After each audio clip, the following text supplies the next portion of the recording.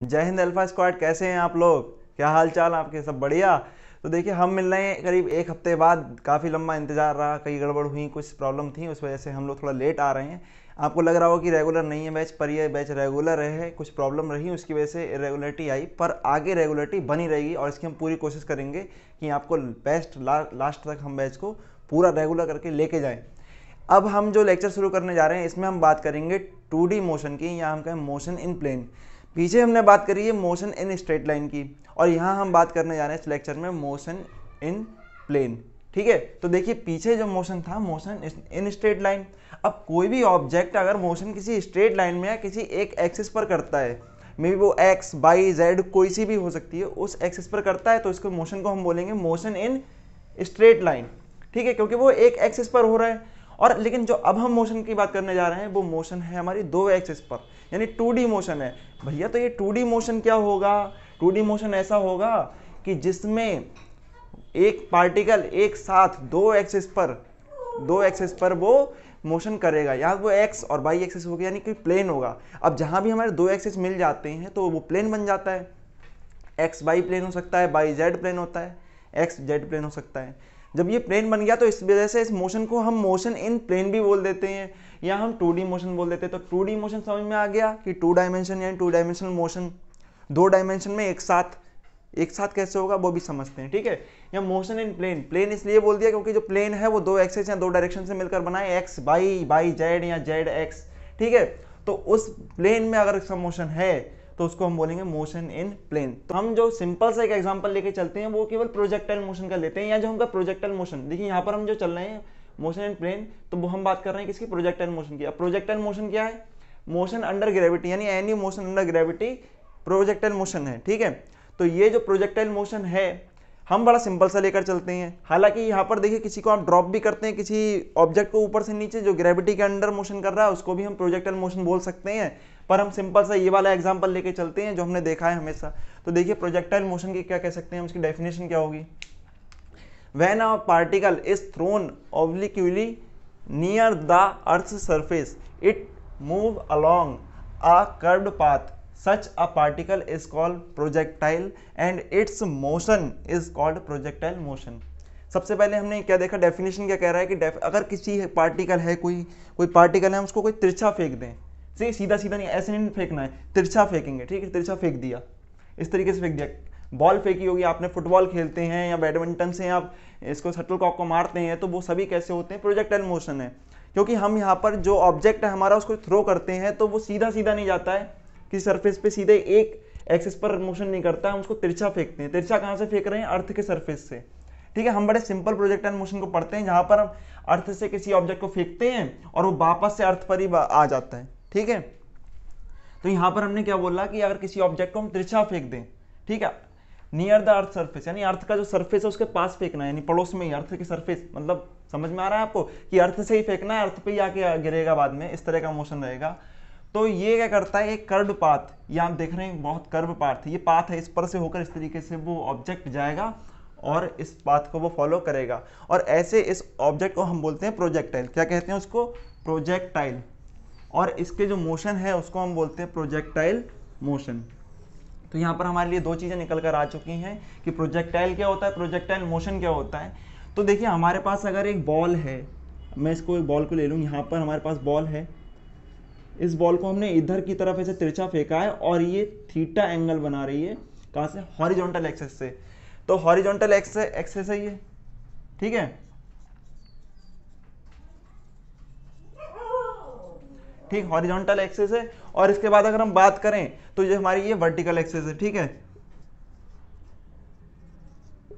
तो दो एक्सिस हमारी हैं। तो अगर हमने किसी पार्टिकल को हॉरिजॉन्टल एक्सिस से, यहाँ हम कहें अर्थ के सरफेस से, जो अर्थ का सरफेस बता रहे हैं, हॉरिजॉन्टल एक्सिस क्या बताएगी? अर्थ का सरफेस। ठीक है, उससे हमने अगर थीटा एंगल पर अगर किसी ऑब्जेक्ट को फेंका है तो वो क्या करेगा? देखिए यहाँ पर वो पहुंचा तो उसके दो मोशन हो रहे हैं, क्योंकि 2D मोशन क्या है बताया कि मोशन दो एक्सिस में एक साथ होगा।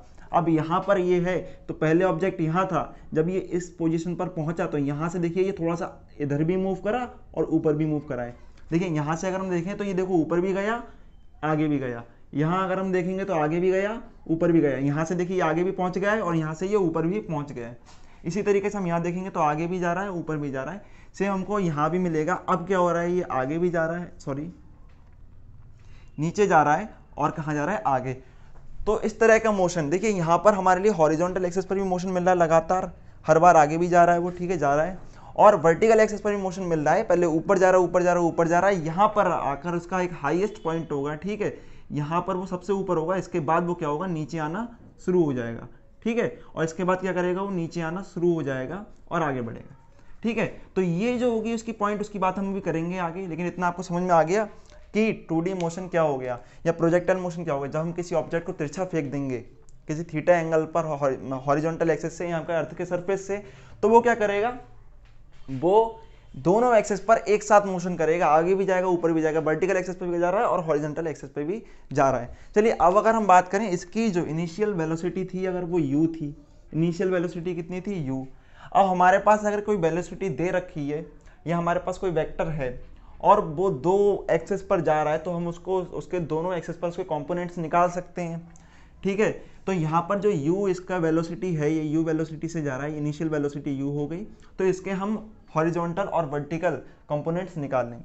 तो हॉरिजॉन्टल इसका जो कंपोनेंट, यानी हम देखा थीटा के रिस्पेक्ट में जो कंपोनेंट होता है उसको हम बोल देते हैं u cos थीटा, ठीक है। अगर ये जो वेलोसिटी है वो u x एक्सिस पर है, तो क्या मैं इसको ux बोल सकता हूँ, ठीक है। वहीं अगर हम इसको देखें, हम वर्टिकल इसका कंपोनेंट निकालेंगे, तो वर्टिकल कंपोनेंट पर हमारा ये y एक्सिस पर वेलोसिटी है, तो इसको uy बोल देते हैं, और ये क्या निकलेगी, ये हो जाएगी u sin थीटा, ठीक है। तो यानी हॉरिजॉन्टल एक्सिस पर इसकी इनिशियल वेलोसिटी कितनी है, ux is equal to u cos theta, और वर्टिकल एक्सिस पर है इसकी uy is equal to u sin theta. ये हो गई इसकी इनिशियल वेलोसिटी, ठीक है। अब इनिशियल वेलोसिटी से जब ये चलना शुरू करता है, दोनों तरफ इसकी वेलोसिटी जा रही है। अब हम यहाँ पर एक चीज बोल रहे थे कि मोशन अंडर ग्रेविटी है ये, ठीक है। अब जब ग्रेविटी के अंडर मोशन है तो इस पर ग्रेविटेशनल एक्सेलरेशन काम करेगा, लीनियर एक्सेलरेशन होगा नहीं, क्योंकि लीनियर एक्सेलरेशन तब होगा जब लीनियर मोशन करेगा। वो ये कर रहा है ग्रेविटी के अंडर मोशन, तो ग्रेविटी के अंडर मोशन करेगा तो क्या होगा, ग्रेविटेशनल एक्सेलरेशन होगा। तो भैया केवल ग्रेविटेशनल एक्सेलरेशन इधर तो लगेगा नहीं, हॉरिजॉन्टल एक्सिस पर तो लगता नहीं है, वो लगता है केवल वर्टिकल एक्सिस पर। कहाँ लगता है, वर्टिकल एक्सिस पर। और वहीं हम किसी ऑब्जेक्ट को ऊपर फेंक रहे हैं, जब ऊपर फेंक रहे हैं तो डायरेक्शन अपोजिट है, ग्रेविटेशनल एक्सेलरेशन नीचे लगता है, जी स्मॉल जी कहाँ लगता है, नीचे, और हम फेंक रहे हैं ऑब्जेक्ट को ऊपर। तो यहाँ पर जो हमारे पास, हम इसको ए वाई बोल सकते हैं, यानी वर्टिकल एक्सिस पर जो हमारा एक्सेलरेशन है वो कितना होगा, जी होगा, क्योंकि ग्रेविटी के अंडर मोशन कर रहा है, पर डायरेक्शन नीचे की तरफ होती है जी की, और हम ऑब्जेक्ट को ऊपर फेंक रहे हैं, तो ये हो जाएगा माइनस जी। समझ में आ गया, ठीक है। वहीं अगर हम बात करें इसकी ux, तो हमारे पास इतना निकल आया, तो क्या स्ट्रेट लाइन में जो ये देखिए दोनों एक्सिस पर मोशन कर रहा है ना, वर्टिकल कर रहा है, हॉरिजॉन्टल कर रहा है, तो मोशन अंडर ग्रेविटी है, इस वजह से इसका जो हमारे पास ए वाई यानी जो वर्टिकल कंपोनेंट में इसका हम देखें तो इसका एक्सेलरेशन निकला माइनस जी। फिर इधर बात करते हैं हॉरिजॉन्टल एक्सिस पर, तो हॉरिजॉन्टल एक्सिस पर कोई एक्सेलरेशन होगा नहीं, ठीक है, क्योंकि ये कांस्टेंट वेलोसिटी से लगातार आगे बढ़ता जाएगा, समझ रहे हो, कांस्टेंट वेलोसिटी से लगातार हॉरिजॉन्टल एक्सिस पर आगे बढ़ता जाएगा, ऊपर बढ़ता जाएगा, ठीक है। तो ये हो जाएगा ax इज इक्वल टू 0, ठीक है। तो हमारे लिए ये दो चीजें ध्यान रखनी है, आपसे ये पूछ सकता है मल्टीपल चॉइस में, यहाँ से दोनों चीजें निकल आती हैं कि प्रोजेक्टाइल मोशन में, ठीक है, प्रोजेक्टाइल मोशन में क्या लीनियर एक्सेलरेशन होगा नहीं होगा, इस तरह से काफी सारे क्वेश्चन बन सकते हैं। आगे हम देखिए बात करते हैं ये इसकी जो इनिशियल स्टेज थी और यहाँ इसकी ये फाइनल स्टेज है। इसको मैं बोलूँ तो इसको हम, इस पॉइंट को हम ए बोल देते हैं, ठीक है, इस पॉइंट को हम बोल देते हैं पी, ठीक है, ये पीक वाला पॉइंट है उसका। तो ओ से लेकर ए तक जो हॉरिजॉन्टल एक्सिस पर ये जितना डिस्टेंस कवर करता है उसको हम बोलते हैं इसकी रेंज आर, ठीक है। ये क्या हो जाती है इसकी रेंज, तो ये रेंज इसकी यहाँ तक हो गई, ठीक है। और वहीं वर्टिकल एक्सिस पर ये जितनी मैक्सिमम हाइट को कवर करता है उसको हम बोलते हैं इसकी मैक्सिमम हाइट,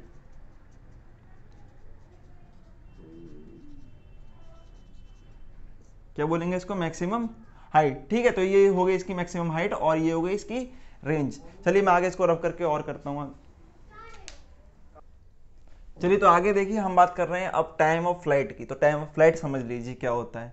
अब हमने किसी प्रोजेक्टाइल को फेंका, मतलब प्रोजेक्टाइल को फेंका यानी किसी ऑब्जेक्ट को फेंका, और अगर वो प्रोजेक्टाइल मोशन करता है तो जितने टाइम तक वो हवा में रहता है, जितने टाइम तक वो अर्थ पर आता नहीं है, हवा के अंदर ट्रैवल करता है, उस टाइम को हम बोलते हैं टाइम ऑफ फ्लाइट। अभी टाइम ऑफ फ्लाइट का सिंपल सा फॉर्मूला होता है t is equal to 2u sine theta upon g. यहाँ पर u आपको बता दिया था, इनिशियल वेलोसिटी थी उस प्रोजेक्टाइल की, ठीक है। साइन थीटा यहाँ पर, थीटा यहाँ पर एंगल है जो कि हॉरिजॉन्टल एक्सिस से बना हुआ है, और g आपको पता है कि ग्रेविटेशनल एक्सेलरेशन है, ठीक है। तो ये हो गया टाइम ऑफ फ्लाइट का फॉर्मूला। फिर बात करते हैं हम height of projectile. Height of projectile क्या होती है कि जो हाइट वो यहाँ पर लेता है, जितनी हाइट, जो मैक्सिमम हाइट उसकी पहुंच जाती है, उसको बोलते हैं हाइट ऑफ प्रोजेक्टाइल, ठीक है। अब यहाँ पर h इज इक्वल टू होता है इसका formula u square sine square theta upon g, ठीक है। वहीं अगर हम रेंज ऑफ प्रोजेक्टाइल की बात करें तो रेंज ऑफ प्रोजेक्टाइल वो होती है कि जो हॉरिजॉन्टल एक्सिस पर वो जितना डिस्टेंस कवर करता है उसको हम बोलते हैं रेंज ऑफ प्रोजेक्टाइल। तो ये हो जाता है R u square, R is equal to u square sine 2 theta upon g, ठीक है। इसके बाद हम और बात करते हैं, देखिए यहाँ पर हमने हाइट ऑफ प्रोजेक्टाइल तो निकाल ली कि वर्टिकल एक्सिस पर वो जितना ऊपर तक चला जाता है उसको हम हाइट ऑफ प्रोजेक्टाइल बोलते हैं। पर क्या सिचुएशन ऐसी हो सकती है ये मैक्सिमम हाइट कवर करे, उससे ज़्यादा हाइट हो ना सके? तो देखिए यहाँ पर मैक्सिमम हाइट कवर कब होगी, ये तो हमारा वेलोसिटी तो हमारा डिपेंड करता है। अगर हम मान लीजिए किसी प्रोजेक्टाइल को एक कांस्टेंट वेलोसिटी से फेंका, ठीक है, तो जी तो कांस्टेंट रहता ही है। यहाँ पर फिर हमें डिपेंड करता है, अगर हम एंगल चेंज करेंगे तो उसकी हाइट पर इफेक्ट पड़ेगा, ठीक है, एंगल चेंज करेंगे तो हाइट चेंज हो जाएगी। तो इसकी मैक्सिमम हाइट क्या हो सकती है?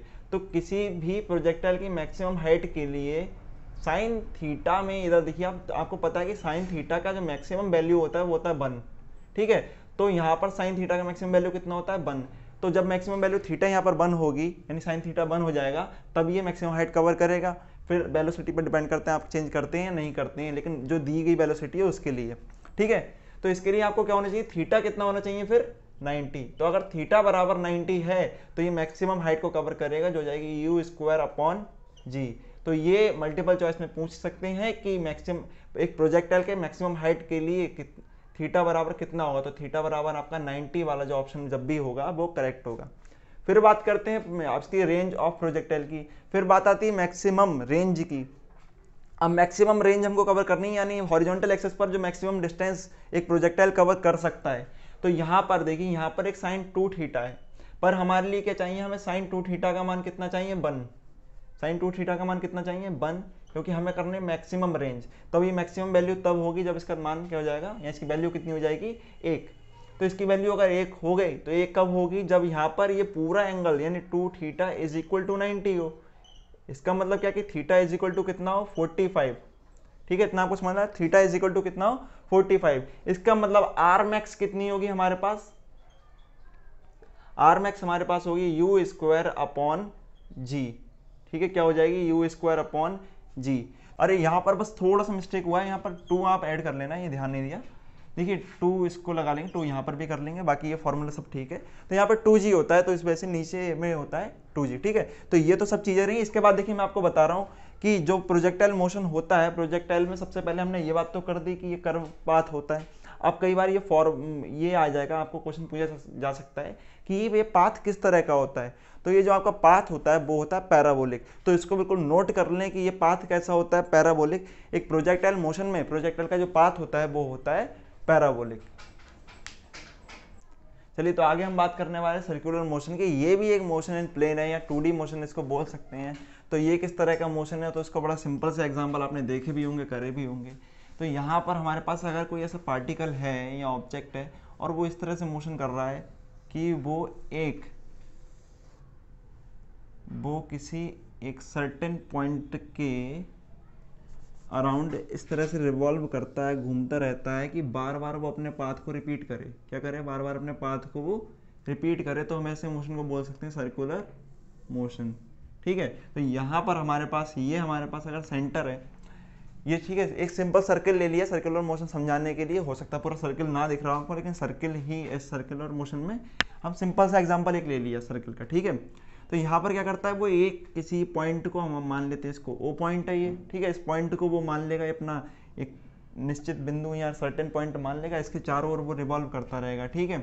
अब ये ऑब्जेक्ट इधर है जो रिवॉल्व कर रहा है, ठीक है। तो ये घूम रहा है और यहाँ से इस तक का ये डिस्टेंस होगा जो सर्टेन रहेगा, और एक सर्किल में ये जो डिस्टेंस होता है उसको हम रेडियस भी बोल देते हैं। तो ये हमेशा कैसे रहेगा, सर्टेन होगा, निश्चित होगा, इसके अलावा कांस्टेंट रहेगा, ठीक है। तो इससे वो इस तरह का हमारे पास अगर कोई मोशन मिलता है तो इसको हम बोलेंगे सर्कुलर मोशन, सिंपल से एग्जांपल है सर्कुलर मोशन के कई सारे जो आपने खुद देखे होंगे। जैसे फैन का मोशन होता है, आपने देखा होगा, आपका इलेक्ट्रिक फैन चलता है तो वो इस तरीके से घूमता है। अगर उस पर किसी भी आप उसके जो पर है उस पर कोई भी पॉइंट ले लो तो वो उसका सर्कुलर मोशन हो गया, ठीक है। वहीं अगर आप उंगली में कीरिंग भी घुमाएंगे तो भी सर्कुलर मोशन हो गया। फिर अगर आप किसी पत्थर को किसी धागे से बांधकर घुमाएंगे, सही, बहुत घुमाया होगा, लंगड़ वगैरह डालते होंगे पतंग पर, ठीक है, काफ़ी बच्चे डालते भी हैं, तो इस तरह का जो मोशन होता है वो भी क्या होता है, सर्कुलर मोशन होता है, ठीक है। वहीं अगर हम इस तरह से बात कर रहे हैं, आपने कभी मौत के कुएं में गाड़ी चलती हुई देखी होगी, किसी कोई झूला देखा होगा जो घूमता है गोल गोल, तो वो भी क्या है, वो सर्कुलर मोशन है, ठीक है। वो सारे के सारे मोशन कैसे हैं, सर्कुलर मोशन, क्योंकि वो एक पॉइंट के अराउंड रिवॉल्व कर रहे हैं कॉन्स्टेंटली, वो डिस्टेंस उतना का उतना ही रहता है, ठीक है। तो यहाँ पर जैसे ही हम सर्कुलर मोशन की बात करते हैं तो हमारी कई सारी चीज़ें जो हैं, कई सारी जो हमने पीछे क्वांटिटीज़ पढ़ी हैं, उनके कुछ नाम चेंज हो जाते हैं। जैसे नॉर्मल डिस्प्लेसमेंट अगर हमारा स्ट्रेट लाइन में है तो उसे डिस्प्लेसमेंट ही बोलते हैं, पर यहाँ पर हम उसे बोलते हैं एंगुलर डिस्प्लेसमेंट, ठीक है। तो एंगुलर डिस्प्लेसमेंट क्या होता है, अगर हमारे पास ये ऑब्जेक्ट की ये इनिशियल स्टेज है ए और ए से बी तक वो जाता है, ठीक है, ये आगे वाली हमारी पोजीशन पे पहुंच जाता है, तो यहाँ तक जाने में वो जितना एंगल सेंटर पे बनाता है, जितना एंगल वो सेंटर पे बनाता है, उसको हम एंगुलर डिस्प्लेसमेंट कहते हैं। क्या कहते हैं, एंगुलर डिस्प्लेसमेंट कहते हैं। इसको हम डेल्टा थीटा से रिप्रेजेंट करते हैं, ठीक है। तो ये हमारे पास क्या हो गया, एंगुलर डिस्प्लेसमेंट।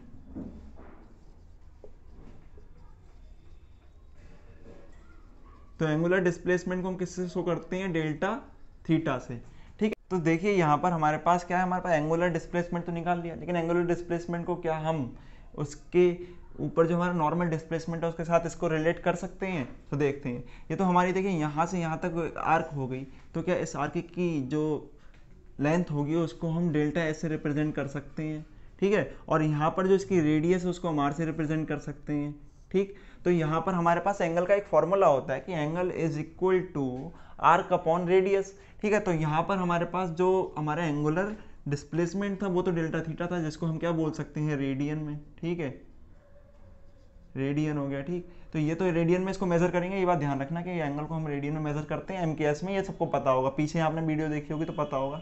इसके बाद हम delta theta is equal to लिख सकते हैं, आर्क हमारे पास डेल्टा एस है और हमारे पास रेडियस कितनी है, स्मॉल आर।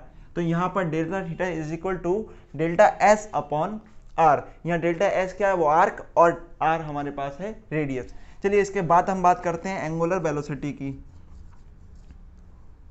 किसकी बात करते हैं, एंगुलर वेलोसिटी की। तो एंगुलर वेलोसिटी, ठीक है। तो देखिए यहाँ पर ये सारी चीज़ चेंज हो जाएंगी। एंगुलर वेलोसिटी क्या होगी, अब देखिए हम नॉर्मल वेलोसिटी पढ़ते हैं तो हम क्या बोलते हैं, rate of change of displacement is called angular velocity. तो यहाँ हम क्या हो जाएगा, बस सिंपल सा थोड़ा सा चेंज होगा कि rate of change of angular displacement is called angular velocity. The rate of change of angular displacement is called angular velocity. तो ये हो जाएगी हमारे पास, एंगुलर वेलोसिटी को हम रिप्रेजेंट करते हैं ओमेगा से।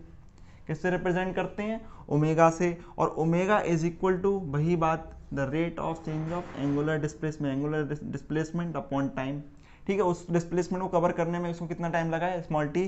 तो ओमेगा इज इक्वल टू जाएगा डेल्टा थीटा अपॉन टी। अब यहाँ पर अगर हम इसकी बात करें तो डेल्टा थीटा का अगर हम बात देखें तो यहाँ पर इसको जो यूनिट निकलेगा तो यूनिट या तो रेडियन अपॉन सेकंड बोल सकते हैं, ठीक है। तो यहाँ पर हमारे पास ये ओमेगा मिल गया। ओमेगा हमारे पास क्या है, एंगुलर वेलोसिटी। तो अब देखिए यहाँ पर हम एक चीज़ देख सकते हैं, क्या एंगुलर वेलोसिटी को हम रिलेट कर सकते हैं हम नॉर्मल हमारे जो लीनियर वेलोसिटी है उसके साथ, ठीक है। तो उसको देखते कर सकते हैं, कैसे करेंगे हम, हमारे पास है omega is equal to delta theta upon T. आप डेल्टा थीटा का वैल्यू इधर रख दीजिए, तो ओमेगा इज इक्वल टू हो जाएगा delta S upon T into R. यहाँ पर इतनी वैल्यू को देखो तो ये क्या हो जाएगा, डेल्टा एस अपॉन टी, ये हमारे पास क्या हो जाएगा, वेलोसिटी हमारी, ठीक है, ये लीनियर वेलोसिटी। तो omega is equal to V R, क्या हो जाएगा, वी आर।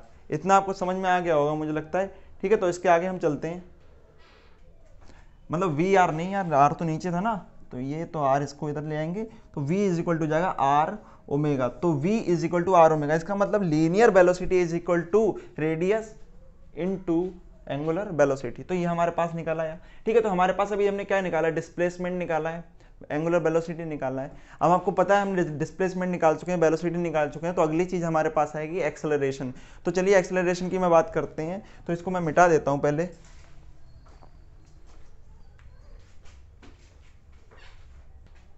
तो देखिए हम यहाँ पहुँच चुके हैं। अब जो एक्सेलरेशन की बात कर रहे हैं, इस एक्सेलरेशन को हम एंगुलर एक्सेलरेशन तो नहीं बोलते हैं, ठीक है, उसको हम बोलते हैं सेंट्रीपिटल एक्सेलरेशन। तो इस एक्सेलरेशन के बारे में आपको कई सारी चीज़ें बता देता हूँ पहले, कि ये देखिए एक्सेलरेशन है, इसको हम AR से रिप्रेजेंट कर सकते हैं या RA से भी रिप्रेजेंट कर देते हैं, उसमें कोई प्रॉब्लम नहीं है, ठीक है। फिर हम इसकी वैल्यू की बात करेंगे क्या निकलेगी। तो ये जो एक्सेलरेशन लगता है इस पार्टिकल पर, ये एक्सेलरेशन हमेशा सेंटर की ओर लगता है, सेंटर की तरफ लगेगा, क्या लगेगा, सेंटर की तरफ।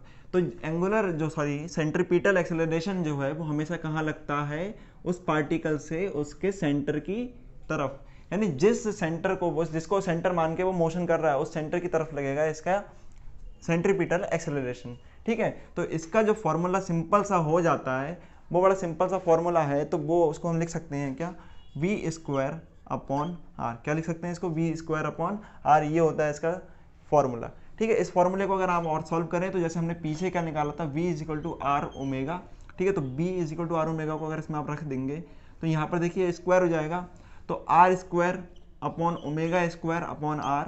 तो यहाँ पर हमारे पास क्या मिलेगा, r ओमेगा² अपॉन r ओमेगा², या ओमेगा² r, आप इसको सिंपल लिख सकते हैं, ठीक है। तो इतना आपको समझ में आ गया होगा, ठीक है। यूनिट तो वही रहेगी एक्सेलरेशन की, ठीक है। आगे चलते हैं हम सेंट्रीपिटल फोर्स। तो जहाँ जहाँ एक्सेलरेशन वहाँ फोर्स भी होगी, ठीक है, वहाँ फोर्स भी होगी। तो पहले आपने ये बात ध्यान रखना कि जो सेंट्रीपिटल एक्सेलरेशन होता है उसकी डायरेक्शन किधर होती है, टुवर्ड्स द सेंटर, ठीक है। फिर हम बात करते हैं सेंट्रीपिटल फोर्स की। तो सेंट्रीपिटल फोर्स क्या हो जाएगी, इसको हम देखते हैं। तो F = हमारे पास हो जाएगा, अब देखिए फोर्स का सिंपल सा फॉर्मूला आता है ma, ठीक है। आपको एक ही जगह पर ये रख देना है, तो m इंटू हमारे पास r ओमेगा², तो mr ओमेगा² हमारे पास हो जाता है सेंट्रीपिटल फोर्स का फॉर्मूला। तो इस फोर्स की डायरेक्शन किधर होगी, हम उसको भी देख लेते हैं। अब जहाँ एक्सेलरेशन की डायरेक्शन है वहीं फोर्स की डायरेक्शन होगी। इतना आपको पता होगा कि हमारे पास जो फॉर्मूला F = ma है, तो यहाँ पर जो पार्टिकल मूव कर रहा है, जिस डायरेक्शन में मूव करता है उसी डायरेक्शन में होती है हमारे फोर्स की डायरेक्शन। तो अगर एक्सेलरेशन की डायरेक्शन हमारी टुवर्ड्स द सेंटर है, तो इसकी डायरेक्शन भी वही होगी। तो इतना आपको मुझे लगता है समझ में आ गया होगा। और ये जो हमने सर्कुलर मोशन की बात करी है, ये यूनिफॉर्म सर्कुलर मोशन है, ये बात हमेशा आप ध्यान रखना, ठीक है। ये अभी तक हमने यूनिफॉर्म सर्कुलर मोशन की बात करी है। अब अगर हमारे पास नॉन यूनिफॉर्म सर्कुलर मोशन हो तो क्या होगा, अगर हमारे पास नॉन यूनिफॉर्म सर्कुलर मोशन है तब क्या करेंगे। लेकिन उससे पहले हम एक चीज़ और ध्यान रखें कि जब भी सर्कुलर मोशन होता है तो उसमें जो हमारी वेलोसिटी होती है वो वेरिएबल होती है। वेलोसिटी कैसी होती है, वेरिएबल होती है, ठीक है। ये होगी हमारे पास वेरिएबल। क्यों होती है वेरिएबल, ठीक है, इसके बाद बताता हूँ मैं। और वहीं अगर हम स्पीड की बात कर दें तो स्पीड हमारी होती है कांस्टेंट। ये कुछ ऐसे पॉइंट है जिसको आपको ध्यान रखना है, स्पीड कांस्टेंट है, ठीक है, क्योंकि स्पीड में डायरेक्शन नहीं होती। और हम यहाँ पर यूनिफॉर्म सर्कुलर मोशन की बात कर रहे हैं, तो उसकी जो स्पीड होती है वो कांस्टेंट स्पीड से मोशन करता रहता है, ठीक है। इतनी बात आपको क्लियर हो गई होगी। फिर हम बात करते हैं वेलोसिटी की।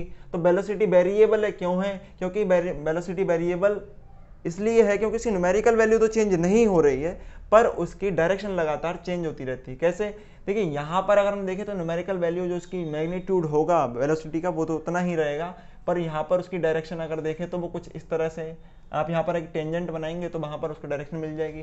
यहाँ हम पहुँच जाएँ तो उसकी डायरेक्शन इधर हो जाएगी, यहाँ हम पहुँच जाएंगे तो डायरेक्शन इधर हो जाएगी।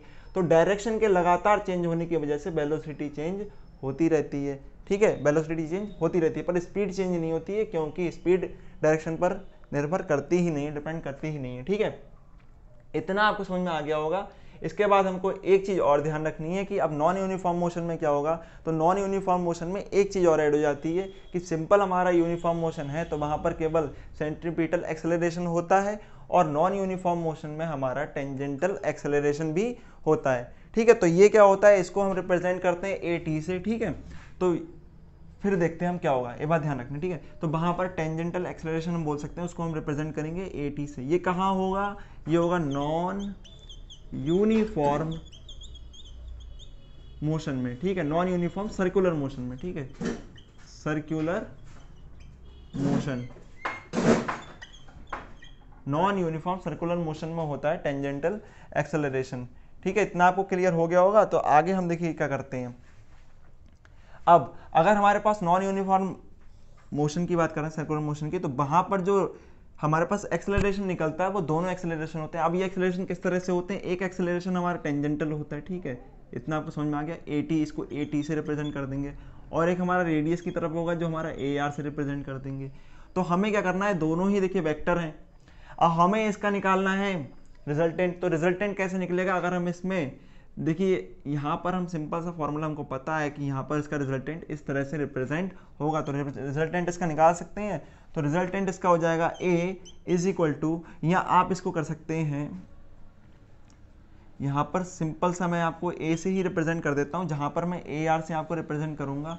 अब यहाँ पर देखिए दोनों 90 के एंगल पर होंगे, क्यों, क्योंकि टेंजेंट और रेडियस के बीच में जो एंगल होता है वो 90 होता है, ये बात ध्यान रखना, ठीक है। तो यहाँ पर हमारे पास दो हैं, तो AR square plus AT square plus 2AR AT cos theta, ठीक है। अब यहाँ पर दोनों 90 के एंगल पे होंगे, हमेशा होंगे, क्यों, क्योंकि रेडियस और टेंजेंट के बीच में जो एंगल होता है वो होता है 90, ठीक है। तो रेडियस और टेंजेंट के बीच में एंगल 90 होता है, इस वजह से यहाँ पर थीटा इज इक्वल टू 90 हो जाएगा, और ये थीटा 90 होने की वजह से कॉस थीटा यानी कॉस 90 पूरा 0 हो जाएगा। तो हमारे पास निकलेगा AR square plus AT square, ये हमारे पास क्या है, ये हमारे पास रिजल्टेंट एक्सेलरेशन है जब कि नॉन यूनिफॉर्म सर्कुलर मोशन हो रहा है। तो केवल इतनी सी बात हमें नॉन यूनिफॉर्म सर्कुलर मोशन में ध्यान रखनी है। इसके अलावा अगर मैं आपको बात करूं सर्कुलर मोशन में, जो एक बहुत अच्छी चीज़ होती है जो आपने कभी पढ़ी भी होगी पहले भी, वो होती है सेंट्रीफ्यूगल एक्सेलरेशन, या उसको फोर्स बोलेंगे, ठीक है, सेंट्रीफ्यूगल फोर्स।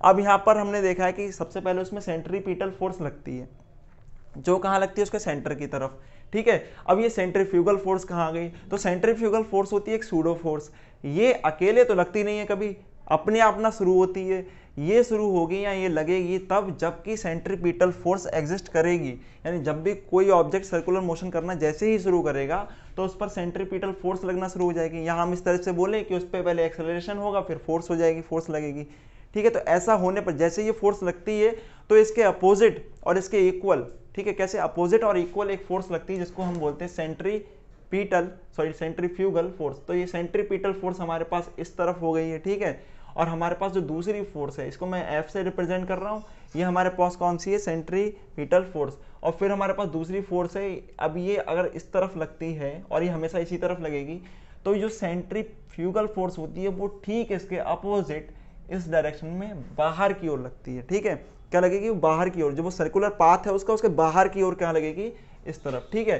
तो ये एक सूडो फोर्स है, ये तभी लगती है जब ये होता है, एग्जिस्टेंस होता है इसका।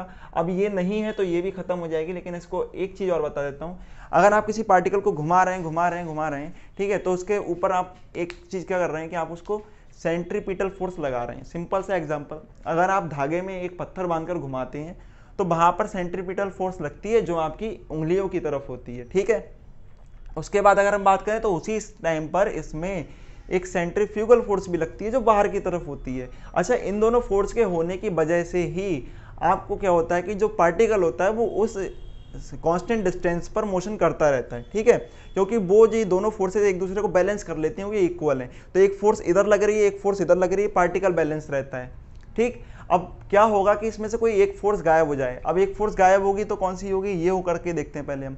अगर हम क्या करते हैं, उसको अचानक से हम जो धागे से हमने बांध रखा है, जो सेंट्रीपिटल फोर्स को लगाए हुए है, अब जैसे ही हम उस धागे को छोड़ेंगे तो आप देखेंगे वो जो पार्टिकल होता है वो एक स्ट्रेट लाइन में मोशन करता है, ठीक है। कैसे करता है, जैसे ही आपने उसको छोड़ा वो सीधा एक स्ट्रेट लाइन में मोशन करता है। अब ये स्ट्रेट लाइन में मोशन कैसे कर रहा है, अब मान लीजिए ये पार्टिकल आपके पास था, ये घूमता हुआ आ रहा था, आपने इस एंड पर आकर ये छोड़ दिया, तो यहाँ पर आपका सेंट्रीपिटल फोर्स खत्म हुई, केवल रह गई सेंट्रीफ्यूगल फोर्स। तो यहाँ पर हुआ क्या कि जो सेंट्रीपिटल फोर्स सेंट्रीफ्यूगल फोर्स को बैलेंस करे हुए थी, उसमें से एक खत्म होने की वजह से केवल और केवल उस पार्टिकल पर सेंट्रीफ्यूगल फोर्स बची, जो क्या करेगी, एक लीनियरली लग रही है, वो रेडियस के अपोजिट थी ना वो, तो उस डायरेक्शन में उस ऑब्जेक्ट को वो ले जाएगी, इस वजह से वो लीनियर मोशन करेगा, ठीक है। इस तरह से कई क्वेश्चन आपसे पूछे जा सकते हैं एनडीए में कि अगर जैसे हम अर्थ और मून की बात करें कि अगर क्या हो कि ये अर्थ के जो अर्थ ग्रेविटेशनल फोर्स मून पर लगाता है वो खत्म हो जाए, ठीक है, वो ग्रेविटेशनल फोर्स खत्म हो जाए तो मून क्या करेगा, तो वहां पर आपके पास चार ऑप्शन होंगे, उसमें से जो ऑप्शन सही होगा वो ये होगा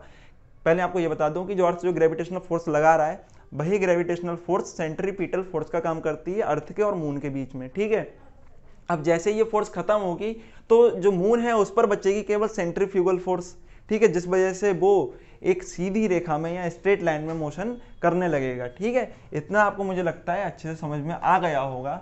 वहीं अगर हम बात करें कि इस तरीके से अगर हम धीरे धीरे उसको ऑब्जेक्ट को कर रहे हैं तो वो क्या होता है, हमारे हाथ पर आकर लिपट जाता है, उसका रीज़न भी सेंट्रीपिटल फोर्स है, ठीक। कई बार आपसे पूछा जा सकता है कि एक धागे से आप पत्थर बांध के घुमा रहे हैं और उसकी गति को रोकने पर वो बाद में आपके लिपट क्यों जाता है, क्योंकि जैसे ही आप करते हैं तो वो सेंट्रीपिटल फोर्स की वजह से वो आपके हाथ पर आके आ जाता है, लिपट जाता है इस तरीके से। तो ये लेक्चर में तो बस इतना ही, और मिलेंगे फिर अगले लेक्चर में, और रेगुलरिटी बनी रहेगी इसका हम वादा करते हैं आपसे। और अगर आपको ये वीडियो अच्छी लगी तो इसको लाइक करें और चैनल को सब्सक्राइब करें, क्योंकि यहाँ मिल रहा है आपको एनडीए का फ्री कोर्स